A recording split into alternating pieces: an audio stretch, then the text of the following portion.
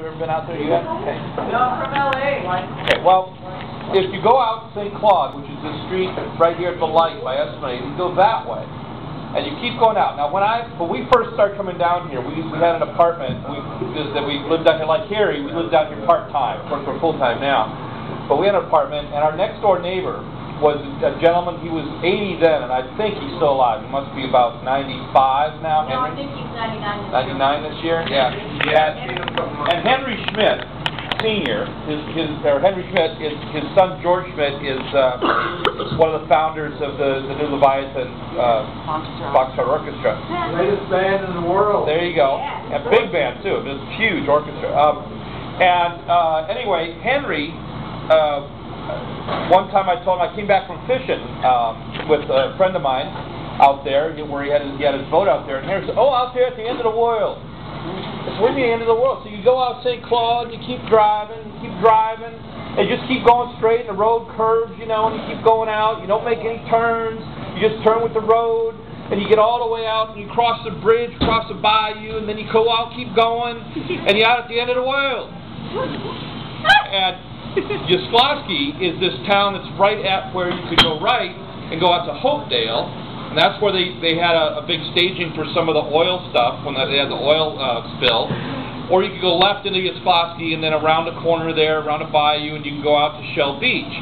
Now, if you go out to Shell Beach today, at the very end of where you can go, you end up right at the Mr. Go. And there's a Katrina monument there to the 1,800 people that died in Katrina.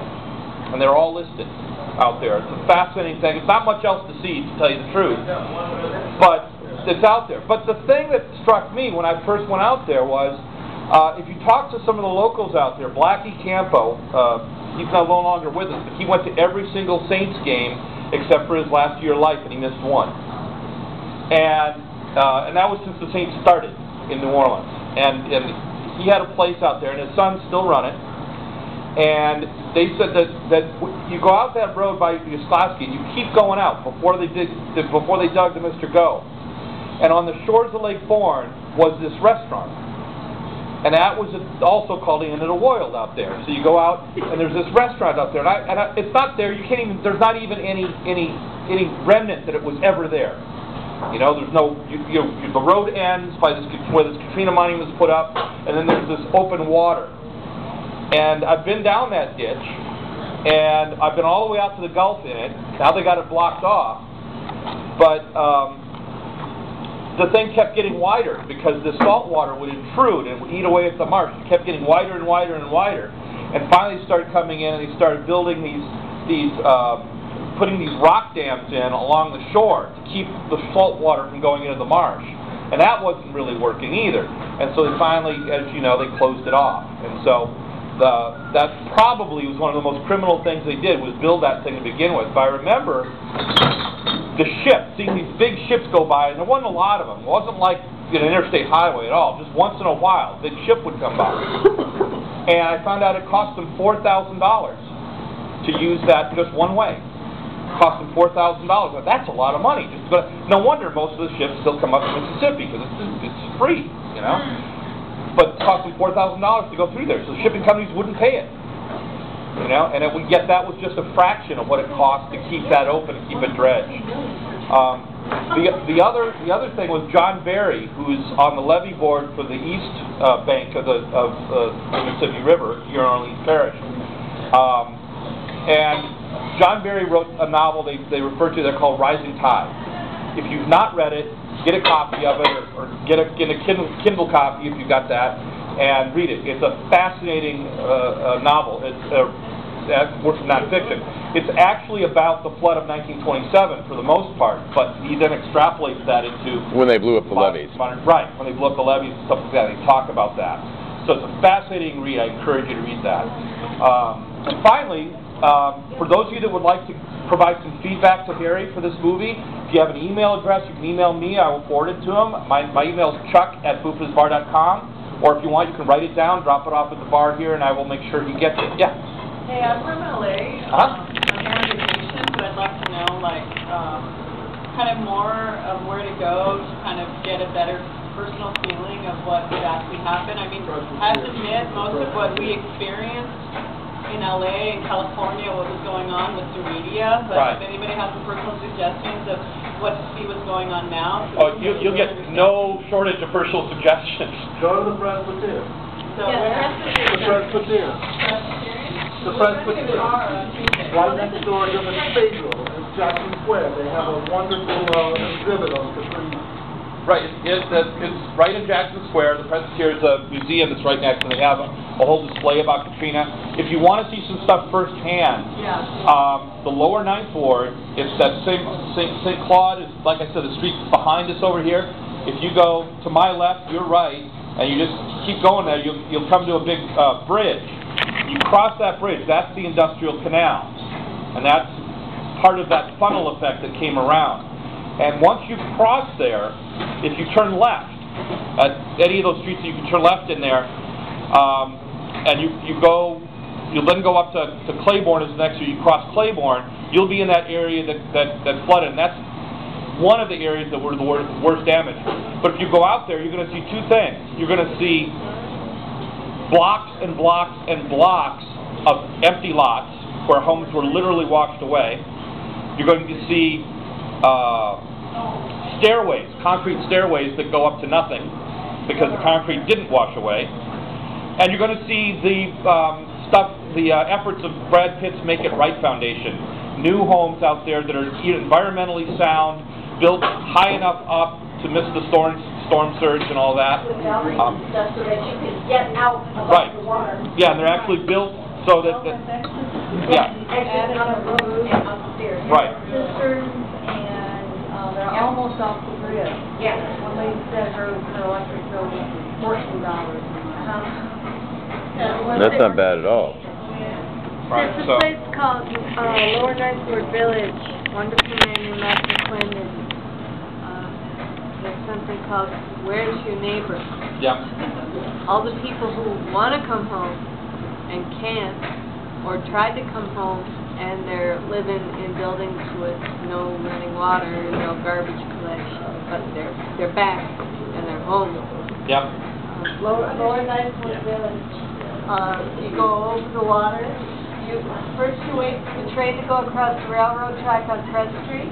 Then you wait for them to lower the bridge. Then you go start traffic jam. Then eventually you get over the water. And take Couple Market on Saturday. And then 2 blocks past it on, what street is that? Catherine? It's on Chevrolet. 1001 Chevrolet. What's that? But everybody has stories of that people. Lower Ninth Ward Village. Not everybody wants to be bothered. Right. And if you were to keep going down, like I was saying, you keep going down until you can't go anymore, but not that far. But if you go down and you cross by what they call Jackson Barracks, which is an Army facility, you cross that and you go into St. Bernard Parish. St. Bernard Parish has the distinction of being the only county in the United States, because parishes are in Louisiana like counties everywhere else, that was completely destroyed.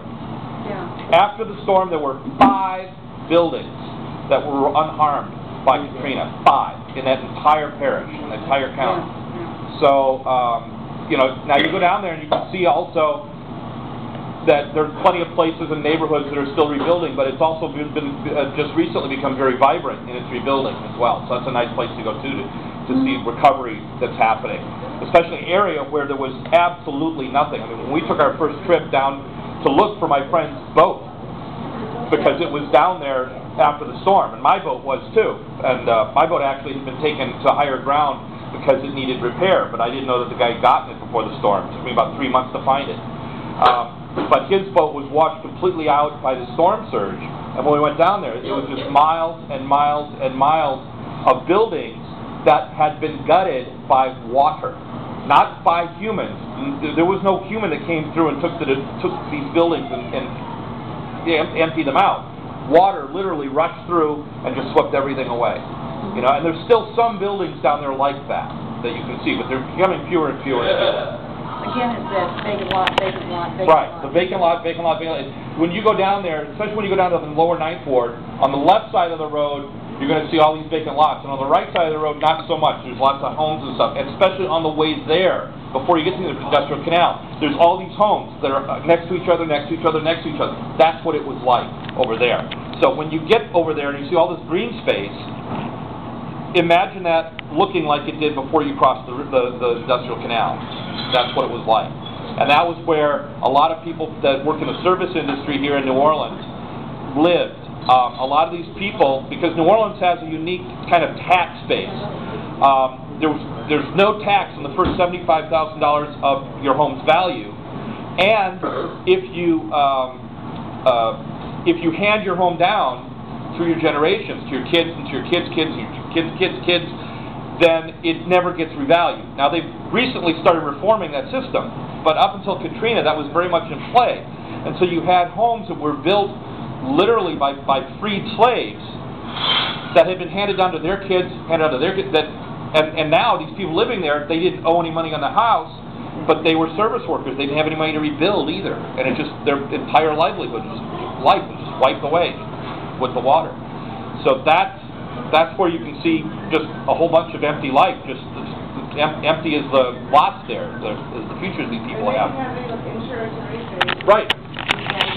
It was hand-me-down housing, they have insurance, and these are the people that were taken out of New Orleans. Most of these people ended up in the Superdome. Then they were taken out and evacuated, and FEMA said, okay, we got you out, but you got to come back on your own. We gave you money, what'd you do with it? Well, we bought clothes because you took us to the north where it's cold, and we bought food. It's true. You know? So, and they didn't have any money left to come back. And a lot of them are, you know, Atlanta, Houston, you know, Dallas, all these places that got all these people. They didn't come back because they couldn't afford to. Anyway, thank you all. I think there should be a government program that allows people to be brought back to New Orleans. Honestly, I don't see anything wrong with that. And maybe devices that help salt water be less salinity to destroy the wetlands. I mean, I know there's devices to get clean water. Why not put them in our pumps as well, so we don't destroy our wetlands and other places? Yeah. There's a lot that can be done. We're probably going to do this again later on this year, and we're going to have, we're trying to schedule a time where Harry Shearer can actually be here, because he does live in New Orleans part-time. He's in London right now. His wife is British, and she's actually in a show in England, so he goes back and forth between his home in California, here, and London, and we're going to try to schedule it so the next time we show it, he can actually be here and talk about it himself. I hope it happens.